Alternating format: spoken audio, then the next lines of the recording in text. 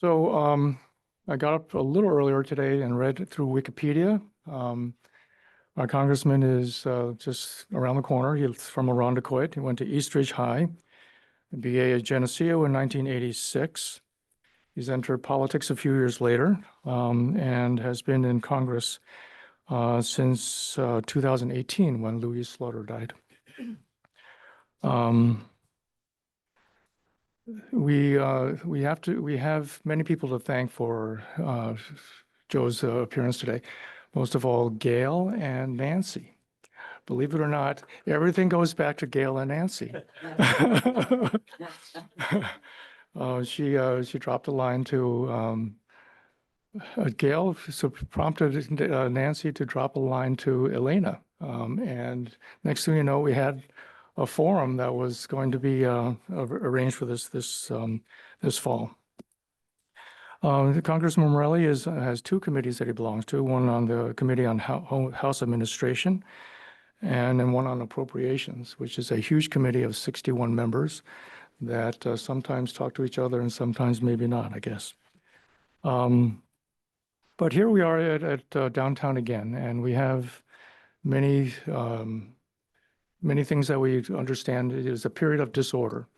And so I think I'm looking to the congressman to talk a little bit about what is the role of leadership in a time of disorder? How do we find our way to a new type of ordering in a very divisive Washington and perhaps more so than locally? But please welcome Congressman Morelli.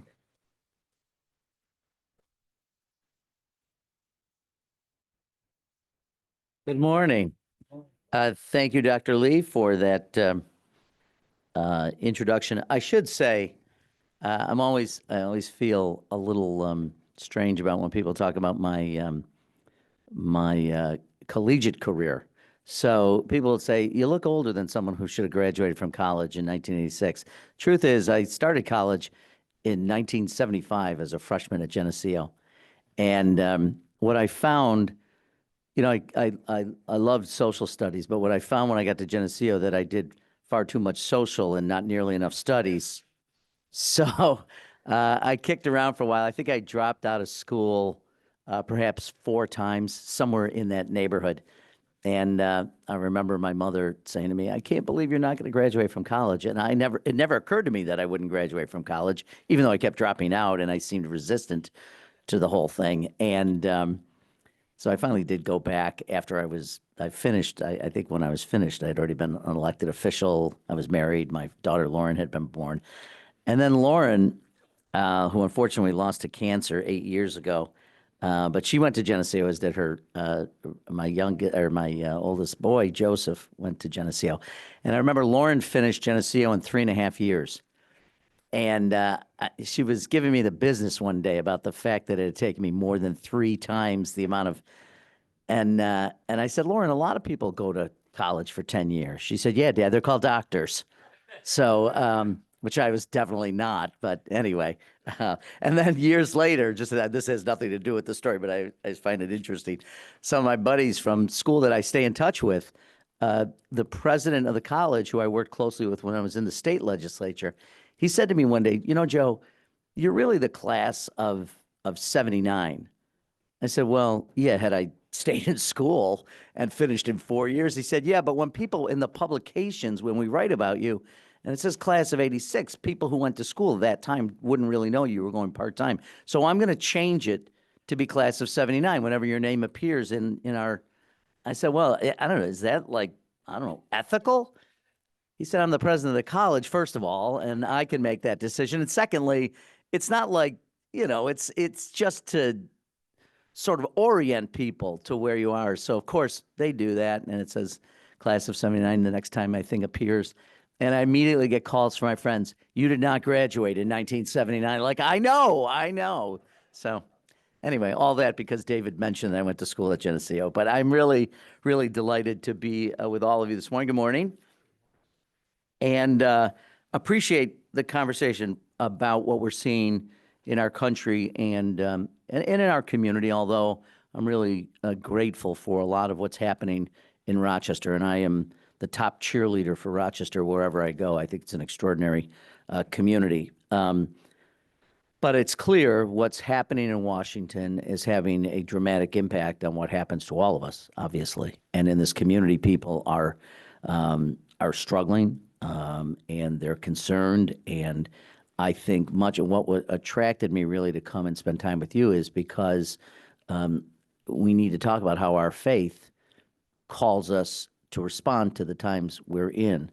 And, you speak with countless people who tell me how anxious they are about where things are headed in our country, how divided our politics have become, how expensive life feels for them, the people who struggle, and how hard it can be just to keep up and feel like you're not falling behind.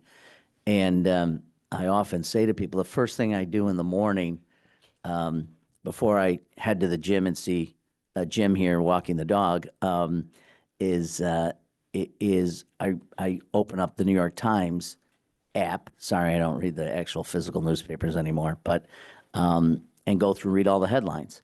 And about half the time feel like going back to bed and pulling the sheets over my head because the news just feels so oppressive, and it feels like we're living almost, honestly, you lose the ways of expressing it, but almost feels like a nightmare that we just can't wake up from. And so when I talk to people, I feel many of those things, and I'm blessed and privileged. But you can really understand that these feelings are deep, they're real, and they're very, very human. And people want to believe. I continue to believe that people want to believe that we can collectively build a future that's equitable, that's honorable, that's rooted in decency. And I think they also want to believe in a society where we care about our neighbors instead of just ourselves. And we seem to live in this environment of personal grievance. And I hate to say this, but I think Donald Trump lives entirely in a world where, and I'm not a doctor, but when they use the word narcissist, that's clearly what I think about, someone whose personal grievances drive him to do whatever he does. I mean, the prosecutions, whether it's James Comey or my friend Tish James, who's the Attorney General of New York, or others, all driven by his personal grievances, which is, it's kind of, we always just say, be careful, the kids are watching. But the kids are watching. Everybody is watching. And when the president of the United States acts the way he does, I think it really does give license to some to feel as though they can air their personal grievances. And why don't we all talk about how bad things are for us personally? But I think fundamentally people don't want that. I think people do want to be hopeful. I think they want to be inspired. I think they aspire to a better world. And I think about those instincts. I think a lot about, as a practicing Catholic, but I think a lot about the Gospels these days, more than I think I probably ever would have thought in my line of work. And reflected in the Gospels and in Paul's letter to the Galatians, bear one another's burdens, and in this way you will fulfill the law of Christ.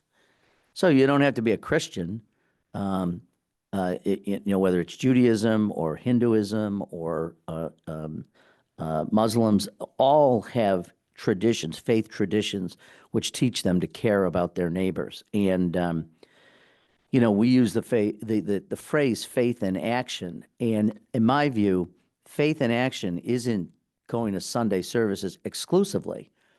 It's living a life that is consistent with what you preach and what you hear about in church, in readings. Again, in Christianity, it's the Gospels and the New Testament. I'm always fascinated by people who only quote the Old Testament. And I'm about as secular as you get, but I always say Jesus came, he's the New Testament, not to replace the Old, but he was the New Testament.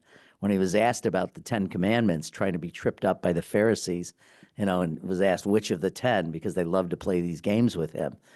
He said, love God with your heart, your soul, your mind, and love your neighbor as yourself. Those are the 2 commandments. So when people refer to the Old Testament as ways of justifying action, I think, well, why don't you find a passage in the New Testament that does the same, feeding the hungry and the homeless and taking care of people. And So I think how we live our lives is really what our spiritual journey ought to be about. How we treat others, how we serve the least, the lost, and the left behind. And whether it doesn't really matter again which faith, but I think each of us draws strength from a faith that asks us to love our neighbor, to seek justice, to extend grace to others, even when the world feels incredibly harsh and incredibly difficult. By the way, I don't think that's just a spiritual roadmap. I think that's a civic roadmap as well. So even if there's a great sort of researcher, Arthur Brooks. Has anybody ever heard of Arthur Brooks?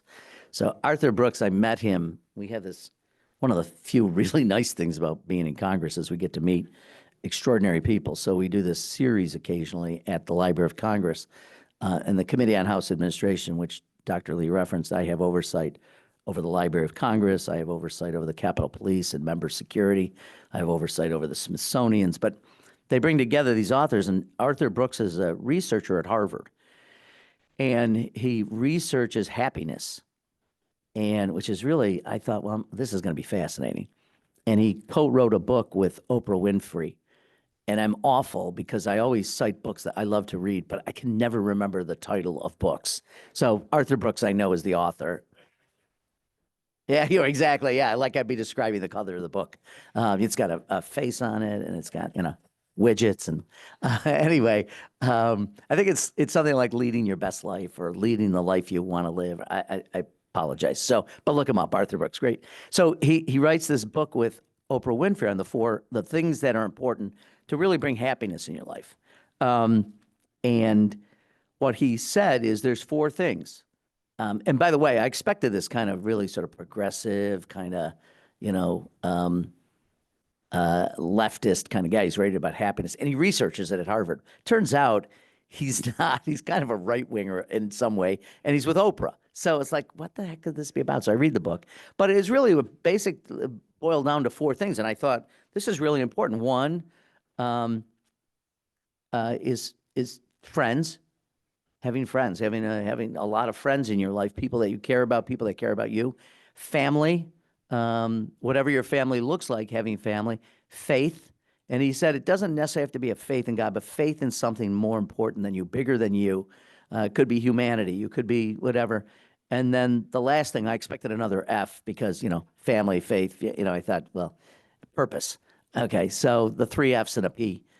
But purpose, something that you do in your life. And I thought, how great is that as a frame?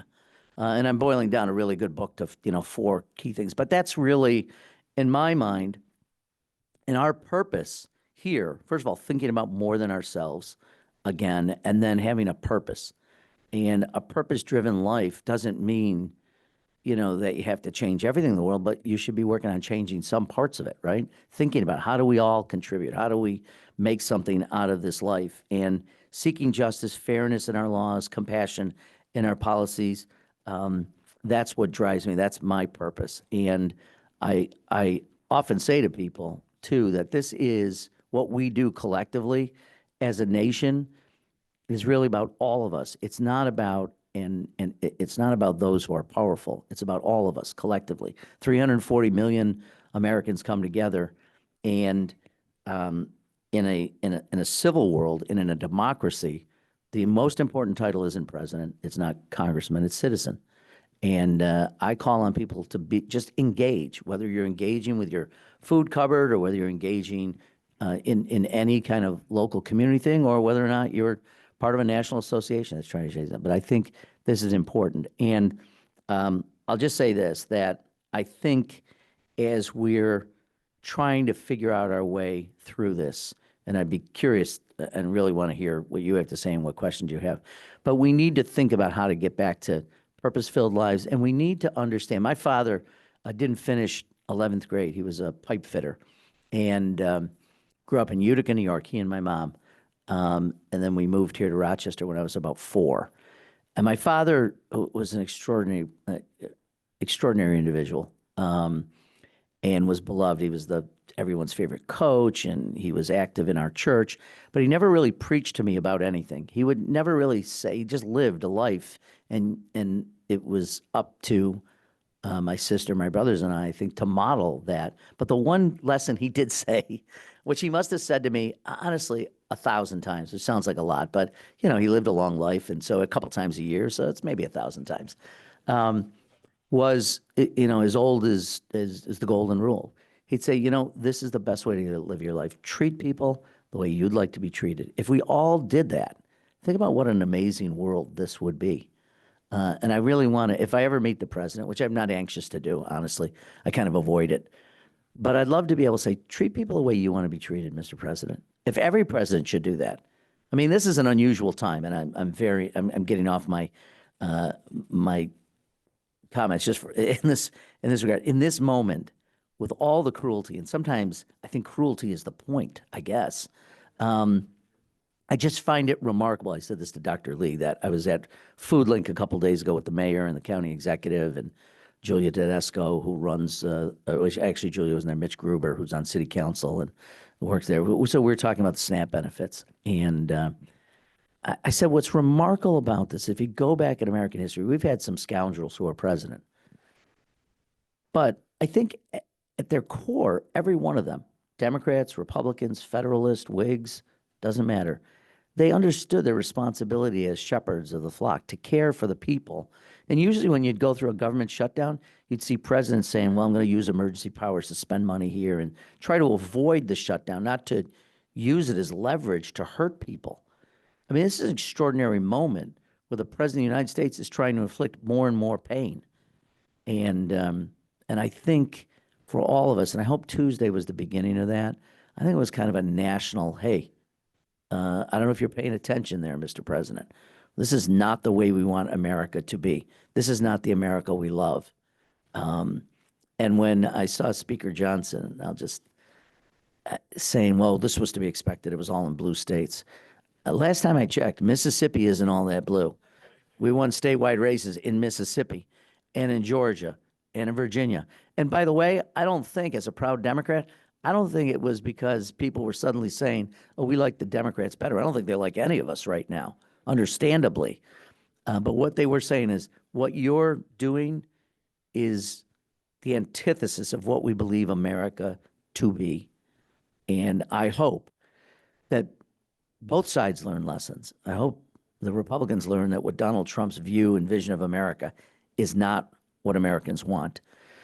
And secondly, I hope it's a call for Democrats to recognize that in this moment, we have to do a much better job of listening and being with people who are suffering and struggling to understand their needs. And I often say to my colleagues, because when you get to Washington, I'm sorry, I'm going on longer than I want. I said to Dr. Lee I was going to stop and ask you questions and have you ask me questions. But I just, too many people in Washington, I find this fascinating, maybe because I've been in government a long time, so I'm not as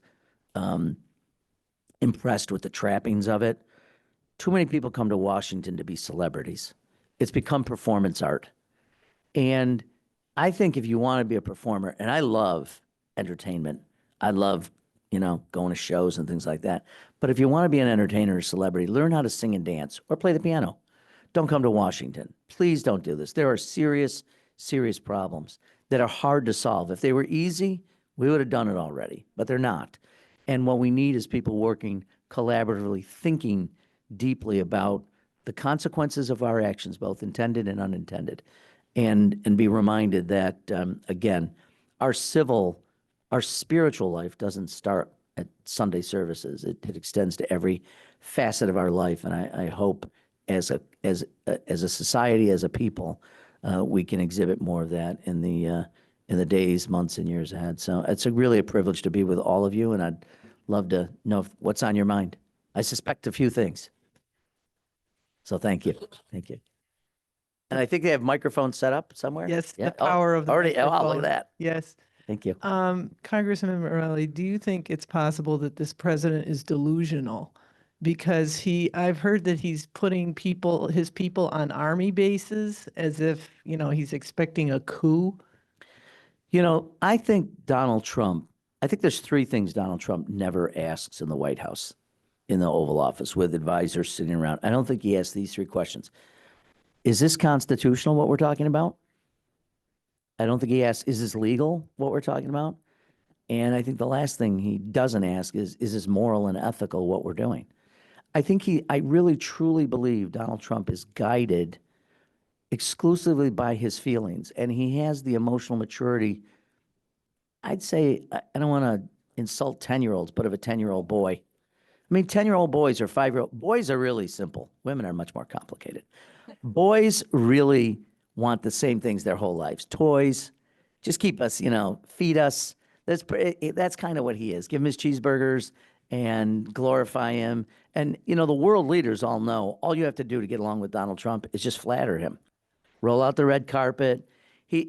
Honestly, it's extraordinary to watch this. And two people in his administration in particular are scary to me. One is Stephen Miller, and who is, I think at some point, if I met him, truthfully, I would just hug him and say, I'm sorry, I don't know what happened in your life that made you like this, but the trauma that must have been inflicted on you, I don't know what your parents were like or what your life was like. Dr. Lee and I were talking about so how people are partly based on your genetics and then your lived experiences and what you learn, you become whatever you are. I don't know how he got to be him, but it's scary, really scary. And Russ Vought, who's the head of the Office of Management and Budget. I think the two of them are designing all this to really deal with Trump, I think. And I don't know him. I've never met him, but I'm, in proximity. I think you just tell him what he wants to hear. And he lives in a place which is really strange. I mean, all of us have probably had experiences where you're in a corner bar and there's someone on a bar stool who's had probably too many and is just spouting off their theories about the world. That's kind of like the president of the United States right now. So when he says things, you say, well, that's not, you can hear yourself as you're listening. Well, that's not true. That's not true. That's not true. I mean, his whole life is based on a series of beliefs that he has that have no basis in reality. And he acts on them. And these two, I think, have learned how to manipulate Donald Trump. You flatter him, and then you tell him, Mr. President, these evil immigrants they're all rapists, they're all murderers, they're all, I got to tell you, I have some folks who do landscaping for me. So I have because I'm like, Jim and I are neighbors. We live down the street. Jim takes care of his property. I have to hire people to do it because I'm like never around. So anyway, two guys come, and honestly, I was a little squeamish. They're both Mexican. I know this because they've done work in my house before. I was thinking, and my wife said, "What? Like, are you concerned?" I go, "Well, they're in the backyard. I don't think anybody knew they're legal, but with ICE and what they're doing now, they're just terrifying people."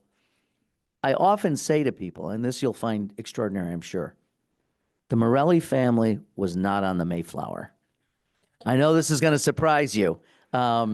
We all come from somewhere else. Some of us wanted to come here. Others were brought here in chains. But we're all from other places, almost all. And the way we've treated the people who actually were here is just, disgraceful. But I think those two guys, but I think to your question, which I've almost forgotten, is Trump himself. I just think this is all about him. I mean, has anybody seen what he's done to the Oval Office? It's garish. Like I'm sure whoever succeeds him, hopefully in the first day, on Inauguration Day, they have this extraordinary thing where they're moving the old president out, the new president, and they're painting the Oval Office and hanging new curtains. I mean, they do. It's like kind of crazy. There's a documentary on it. It's like, wow. The paint whatever's going to be required to remove gold leaf from the White House is like, get it in the gallons. It's awful. I mean, the walk between the residents and the West Wing now is this garish. It's awful. Plus, he tore down half the White House. I mean, I think if there's any evidence, like tangible evidence of how like completely self-centered and narcissistic Donald Trump is, he tore down the East Wing of the White House. Just did it. So I think he's a very dangerous guy in that regard. In all the norms, I said this to a group yesterday. For 250 years, we have continued to evolve as a people from the Constitution we have, which has been amended now fewer than 30 times. I mean, it's really pretty extraordinary. But a lot of what the Constitution didn't say, and a lot of even what our statutes don't say, are based on the fact that we have norms. There are norms that people behave a certain way. I'm serious. I mean, there's a lot of things in the Constitution that are open-ended. This is why we have the Supreme Court reviewing them. Sadly, it's this Supreme Court. But he shatters norms every day in ways that are unimaginable. It is so so what it's going to require us to do, and I'm not sure we're up to it, but is to go back and rewrite these things in ways that were much more specific about what you can and can't do. Now, it wouldn't stop someone like Trump because I don't think he cares about the law. He doesn't care about what the courts say. I mean, he's really a rogue individual. But when you think about these things, you go, yeah, we never had to say that because no one would have done that. But now we're going to have to do much more about specificity, which is awful because you can never fully anticipate fact patterns. That's the problem with this. And it's even the bombing of Venezuelan ships. I mean, somebody said to the president, why don't you capture one? Then you can bring them to the United States and show that they're filled with drugs and these, right? I mean, you'd have evidence. He said, well, we already know what's on. We know that they're filled with. He doesn't know anything. He literally knows nothing about that situation or about any other. I mean, it's terrifying, and this will demonstrate, whether this form of government has the kind of resilience where it can withstand this much punishment. I mean, we're 11 months into this. We have another, there's this thing I get every morning. It's called By the Numbers. I think it's by Politico or one of these. And it's interesting. It's got certain numbers every day. But one of them is what the percentage of Trump's term is gone. That's like, okay, it's not moving fast enough, but I think we're like 19% of his term. But it's really, it's terrifying. And we're working hard, but it's, I go to groups and people say, why aren't you doing more? Like, what would you like me to do? I'm open to suggestions. I don't know what you want us to do. Republicans control the Senate, they control the House, and they control pretty much the Supreme Court right now, which is awfully terrifying. Ed.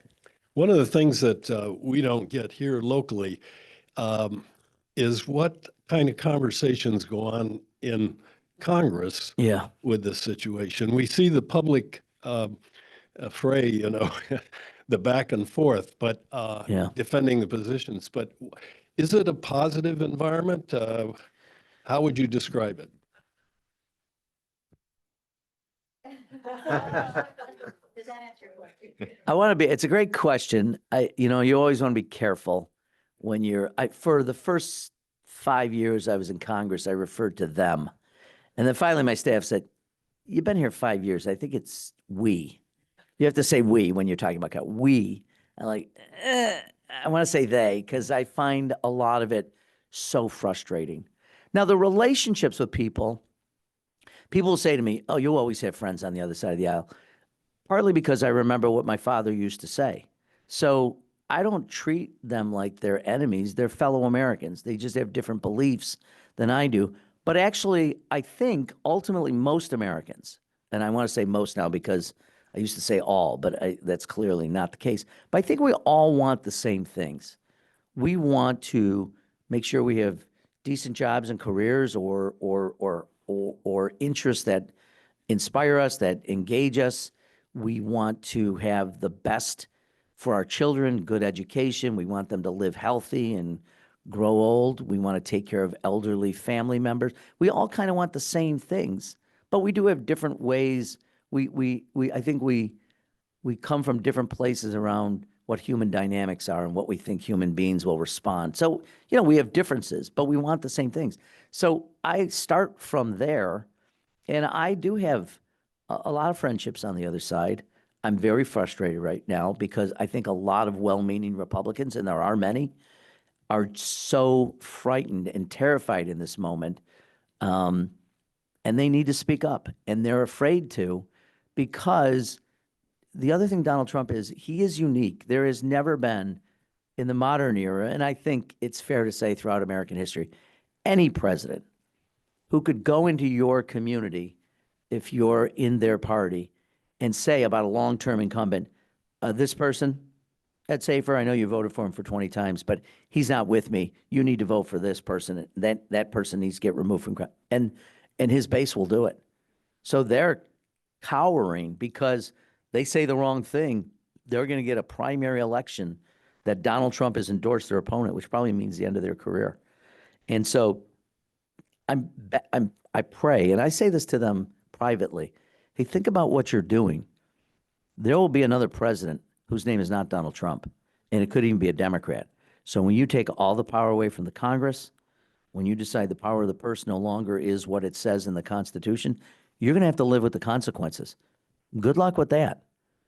And I hope it's not somebody who is, inspired by vengeance and trying to do everything that they did to us. I hope that's not the case. But if it is, God help you, because you have unleashed, literally, this is like Pandora's box. When you open it up, good luck trying to put it back. So I think they're afraid. And I think there are a lot of them who are really good people. But fear is, I think, maybe one of the most motivating emotions in all the human arsenal. When people are afraid, when you're afraid.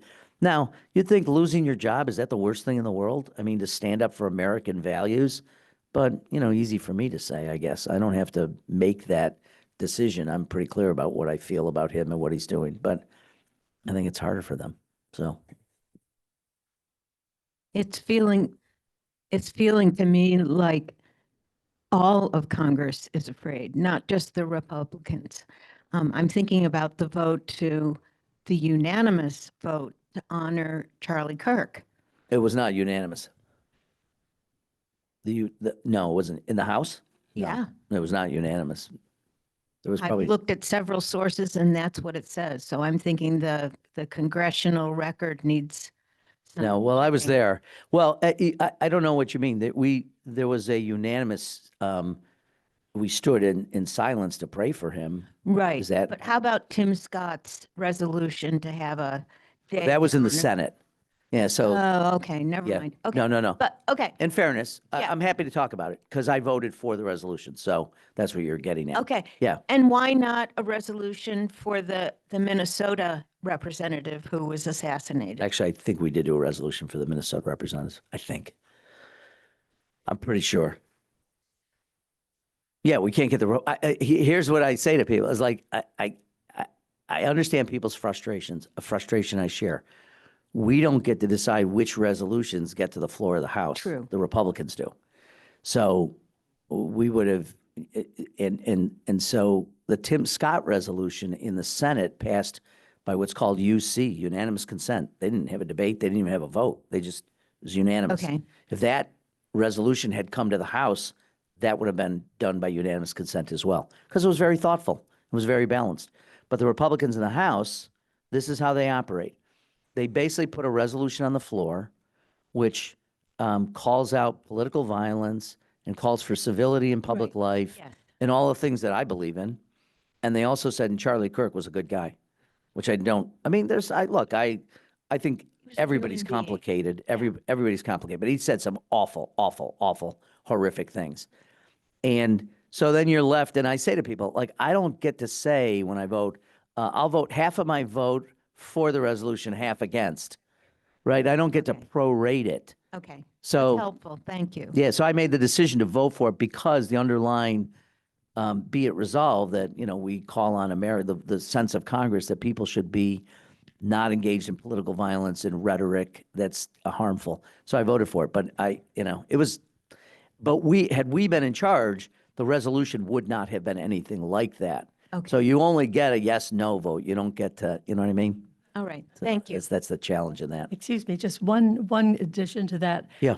I believe you voted for his life and legacy, and that's why I found it Yeah. stunning. I mean, I must have had, which is really interesting. This is a resolution which has no effect. I mean, this is just the sense of Congress, how they feel about something. And so we spent my staff and I, we went back and forth, and I was clearly troubled. I mean, the things that he said are some of them, it's interesting. He's an interesting guy. I didn't really know much about him before this all happened anyway. And watching the assassination is just, I abhor violence of any kind. So yeah, I struggled with it. And probably for me, I would say it was a coin flip. At the end of the day, I wanted to say that I don't believe in political violence. I don't believe in the awful rhetoric. I don't believe And they stuck in these, they do this all the time. Republicans are very clever. Where they could get a unanimous vote and get everyone to agree and build consensus, they try to drive wedges, because even that resolution calling out political violence, they saw as a political wedge driver. They're so disingenuous in what they do. So I hear you. Joe, thank you for being here. Yeah. I want you to know that I'm a Palestinian advocate. I've been there twice in delegations, and I've seen Yeah.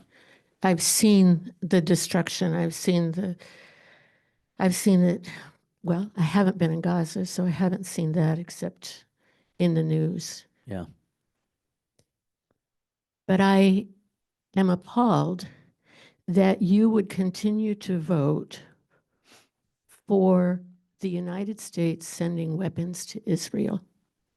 That hurts. It absolutely hurts me.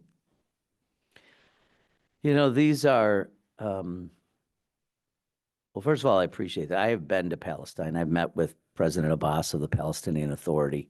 I've been to Israel. I've been to Bethlehem. I've been to Ramallah.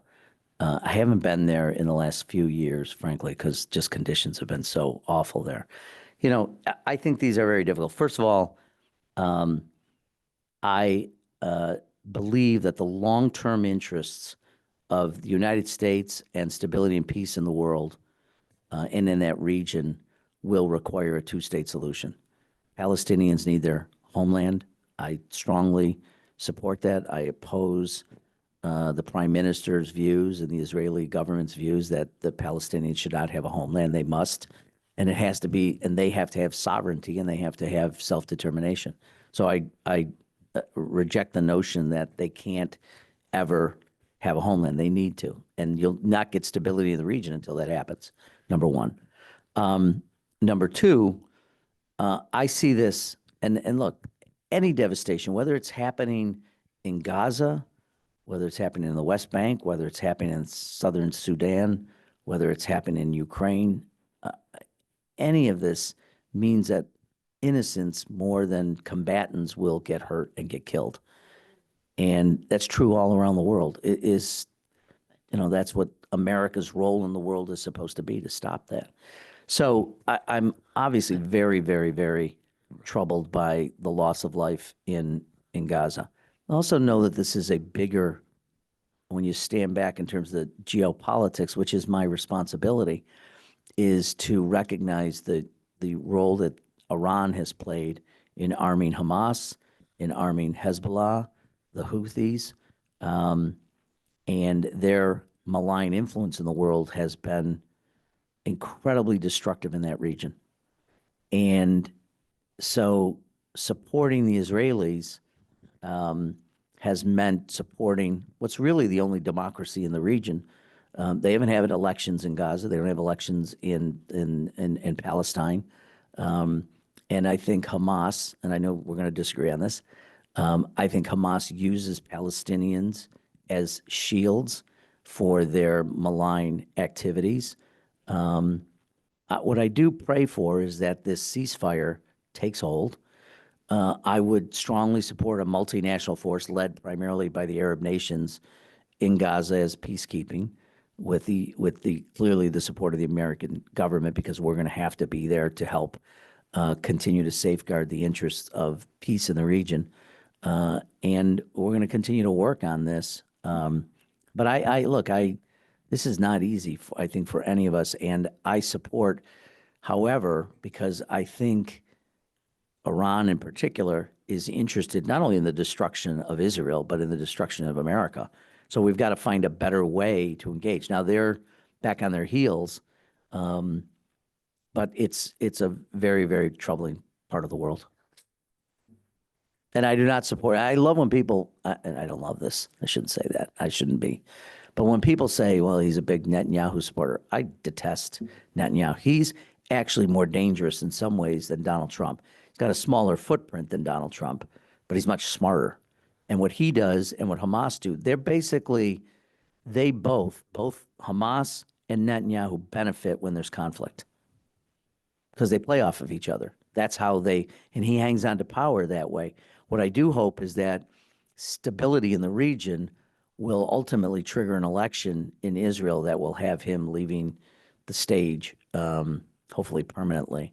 But I just hope and pray that you will find it in your heart when that next bill comes forward that sends more of our weapons to Israel, knowing what Israel does with those weapons. I hope and pray that you will not sign that bill. well, I will, just to be clear though, I will continue to support military aid to Taiwan, to Ukraine, to Israel, our partners, and to NATO, things that the president doesn't even want to do anymore. America's position in the world, we are the only nation in the world that's a democracy that can send military all across the globe and defend people. And what I find really troubling is the Trump administration's walking away, not only from what we call hard power, but soft power, USAID and foreign aid, because that helps not only spread America's influence, but the influence of democratic nations around the world. So look, I'm very, very aware of the challenges here and the awful loss of life. And we just got to do better. And I'm hoping, I'm praying every day. I think it's fragile, the ceasefire, but it needs to hold, and we need to be able to move on from there and rebuild Gaza and rebuild and stop the settlement on the West Bank, which is another, awful thing. Huge problem. Yeah. Yeah. Thank you. Go ahead. You're up. Okay. Yeah, this is a related question on Israel and Palestine. Just by way of brief background, I grew up thinking Israel was just the greatest thing that happened. I knew quite a few Jews growing up, and that was my mindset for a long time. And then I started reading more about the history. But by that, I've come to a pretty anti-Israel decision, I guess. Inside decision's probably the wrong word, but I wanted to just a specific question on military aid, and this is related, but the bombs that were dropped on Gaza have destroyed like 85% or somewhere around there of the buildings there, not to mention, I think it's up to about 70,000 people, 1/3 of them children.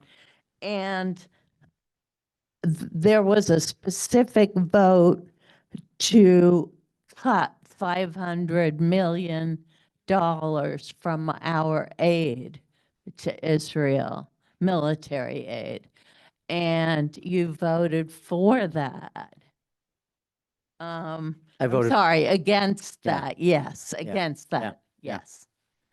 And I know you've kind of answered the question, but I just don't understand how you can look at something like what has happened there. I use the word genocide. People disagree with that, Yeah. but Look, I think, you go back to the 40s, following the atrocities of World War II and the decision by world leaders that Israel needed and Jews needed a homeland.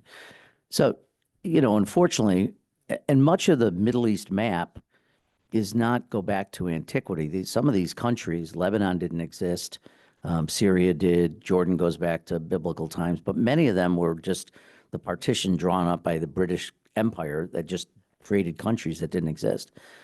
And the Palestinian people, the people that are Palestinians, were kind of left out. They didn't have a homeland. So, the sort of the problem from its inception was, even as we were making the decision on where Israel should be, and what their footprint would look like, they were essentially left in the middle of an area where they had enemies all around. I mean, even their current allies, and the Jordanians and the Egyptians all went to war with Israel. So, I mean, the historical bonds between Israel and the United States go back to even pre-40s, but certainly in an official way since the 40s. They are a democracy. They are, and look, I met with Palestinians that live in Israel. I mean, but they clearly need a homeland, the Palestinians. They need a place that's theirs, and frankly, live in terms of real estate. I mean, Gaza can be, it's in the Fertile Crescent. I mean, it could be an extraordinary place, but it is besieged by this conflict. And honestly, I believe, even going back to October 7th, 2 years ago, I mean, the slaughter of 1,200 people. And the one thing about, look, I'm not a psychologist and I don't play one on TV. I have a lot of friends in the Jewish community. I went to college with a lot of folks. I worked at Temple B'rith Kodesh when I was in college during my many shifts in and out of college. And I think for many of them who still have family members who were victims of the Holocaust, this sense of being under siege is real to them, even as they build an economy and a democracy and are trying for, and look, by the way, I can love Israel and not love Bibi Netanyahu the same way I love America and detest Donald Trump. And so I think we can be a beneficial influence in this moving forward, but I'm going to continue to support their right to exist and continue to help them defend themselves and actually also continue to expand the Abraham Accords and our relationships with other countries in the Middle East where they can, get to a point where they can be everything they want to be. But I don't see them as aggressive, but others do. I mean, I understand people have different opinions on what happened here and their response to 1,200 citizens being slaughtered. People will argue, certainly, people do argue, that it was an overreaction to it. But I don't know, it's the history of Jews in the world is such that I think they're particularly interested in making sure anybody who attacks them will think twice next time. We need to, Yeah. we're being signaled here by the congressman's staff that we need to wrap up here at this point. Yeah, this Bob? gentleman had a Do I have a question. question? Yes, of course. Oh, well, this is, basically, as time goes along in Washington, this administration, I just get the impression that it's being orchestrated, not necessarily by Donald Trump, but from elsewhere. And that elsewhere is the people that created the so-called 2025 project. Yeah. And this is the Heritage Foundation. Yeah. And I see them as an extraordinarily sinister force in America. And I'd like to know what your opinion is of the 2025 project that Trump is clearly adhering to from day to day, and what you think the Heritage Foundation actually is. Well, I'll admit I spend little of my time thinking about the Heritage Foundation. I don't think they're a forum for good. But I do want to address what I think is going to be one of the key themes you're going to hear over the next 6 months to a year, particularly from Democrats in Congress. We strongly believe that this is the most corrupt administration in the history of the country. Donald Trump makes money on, people who know about the Emoluments Clause of the United States Constitution effectively, I'm paraphrasing, makes it so a president can't gain wealth or sell things against America's interests. Donald Trump does that every day in violation of the Constitution. So I think what our goal is to highlight, certainly the need for greater health care and more affordable health care. That's what the fight during this shutdown has been largely about, and the cost of living for families.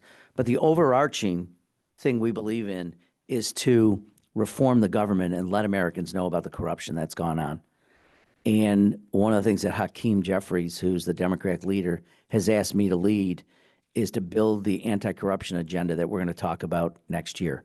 So I've been meeting, and it's because he and I are friends. We served in the state assembly together. I think he trusts my ability to do this. And because my committee, the House Administration Committee, which I'm the lead Democrat on, has a lot of responsibility for running the House. But our agenda, just writ large, I'll give you like an insight into how we see this, is we have to reform, first of all, the courts. The Supreme Court should be subject to a code of ethics, and there ought to be real accountability for judges who violate that code of ethics. So one of the things that will be in the proposal I give to the leader and to the caucus to review is going to be pretty dramatic changes to the code of ethics for the Supreme Court.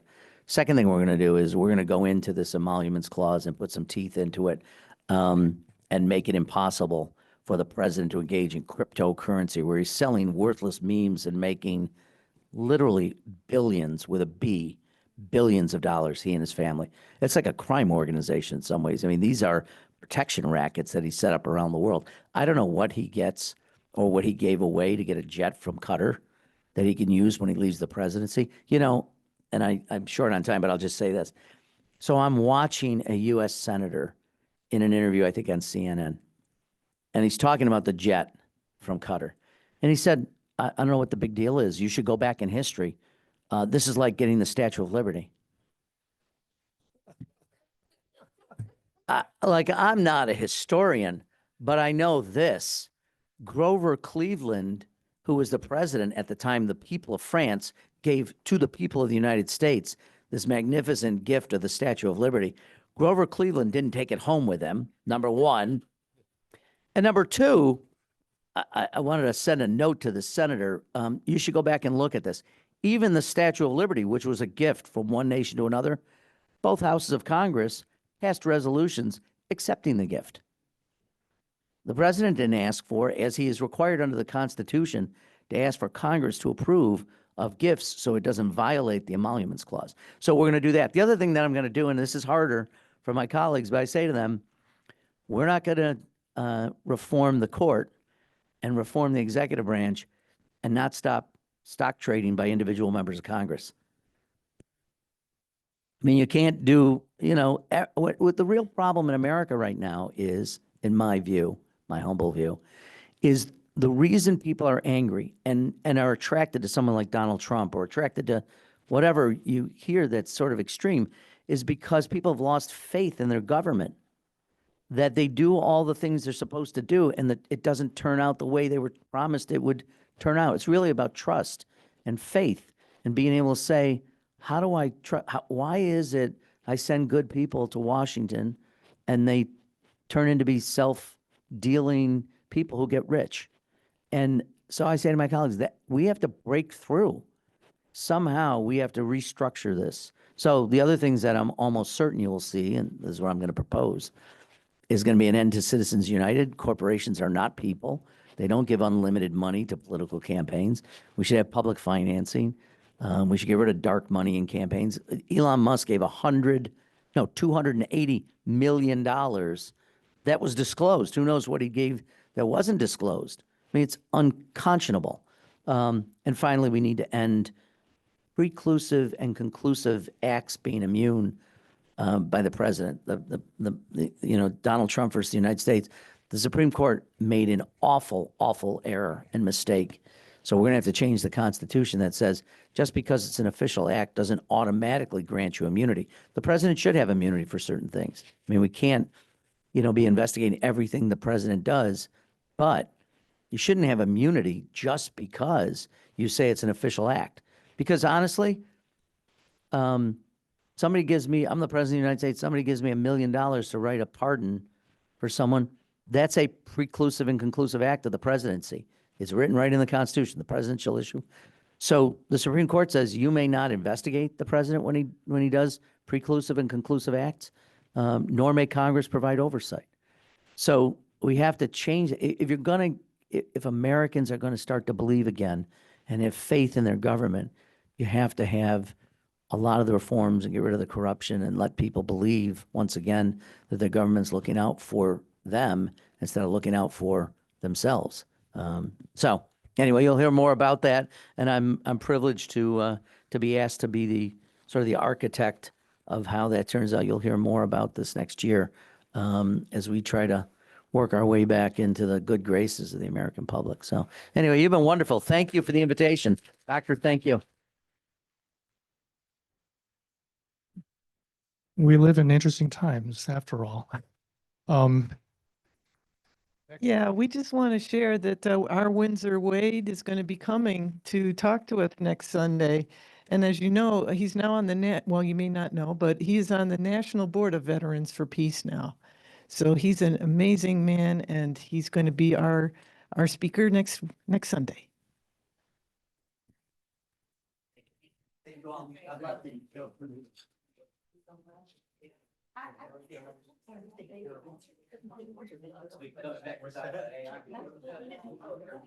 I live about 5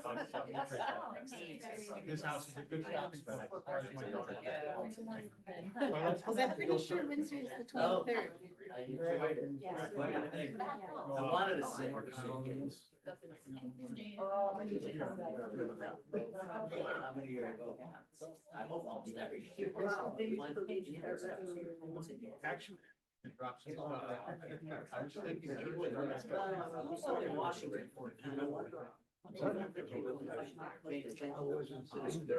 That's right.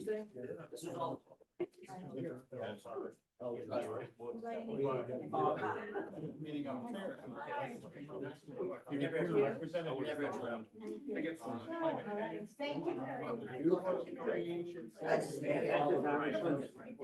I'm thinking of airlines.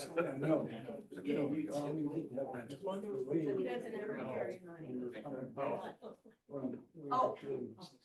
Yes. Oh, yes.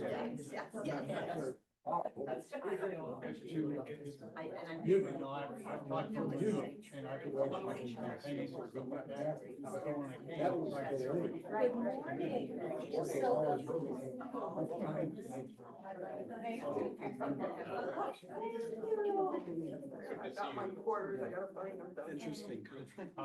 And I don't know. I went through some very.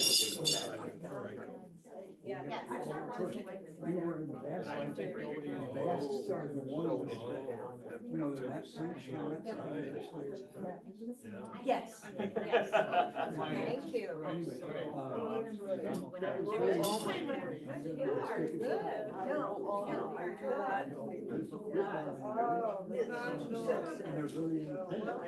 Good for you. Good for you. So you've been busy going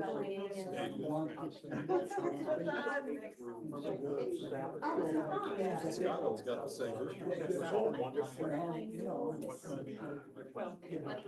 I mean, but that's also a lot of.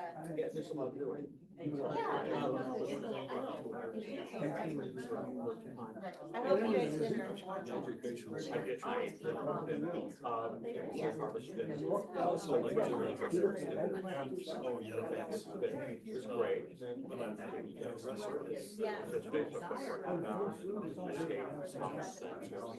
Yeah, that's interesting. Yeah, and you know.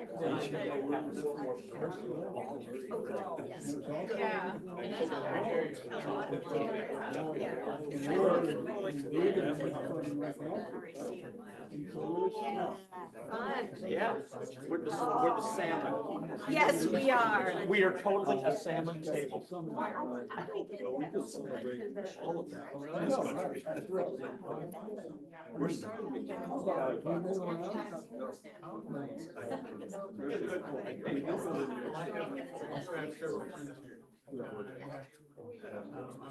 I'm still on a Presbyterian committee. Anyway, so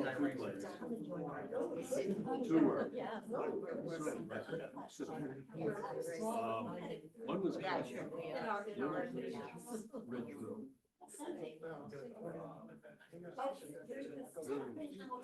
That was cool.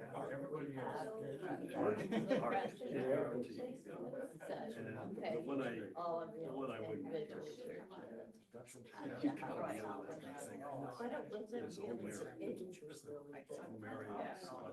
I think.